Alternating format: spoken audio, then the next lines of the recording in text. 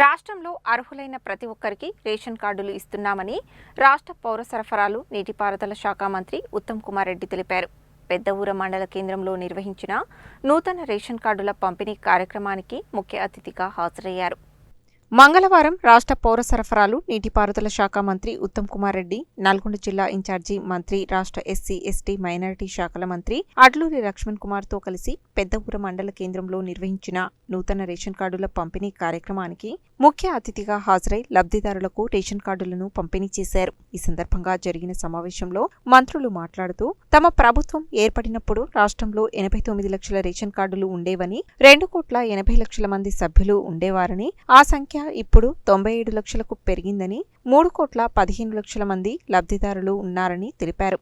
సమాజంలో ఎక్కువ శాతం మంది పేద ప్రజలకు కడుపు నిండా అన్నం పెట్టాలన్న ఉద్దేశంతో సన్నబియ్యం ఇస్తున్నామని తెలిపారు. నాగార్జున సాగర్ నియోజకవర్గంలోనే కొత్తగా 10,800 రేషన్ కార్డులు ఇస్తున్నామని, కొత్తగా 52,000 మంది లబ్ధిదారులను చేర్చడం జరిగిందని తెలిపారు. అర్హులైన వారందరికీ రేషన్ కార్డులు ఇచ్చే వరకు ఇది కొనసాగుతుందని తెలిపారు. అనేక కార్యక్రమాలను అమలు చేస్తున్నామని తెలిపారు. ఈ కార్యక్రమంలో రాష్ట్ర పౌర సరఫరాల శాఖ ప్రిన్సిపల్ సెక్రటరీ టిఎస్ చౌహాన్, జిల్లా కలెక్టర్ ఇలా త్రిపాఠి, నాగార్జున సాగర్ శాసనసభ్యులు Kunduru Jaiveer Reddy, MLC Shankar Nayak, Miryalaguda sub collector Narayana Amit, market committee మాజీ చైర్మన్లు సత్యం, చంద్రశేఖర్ రెడ్డి, మాజీ ఎంపీపీలు తదితరులు పాల్గొన్నారు.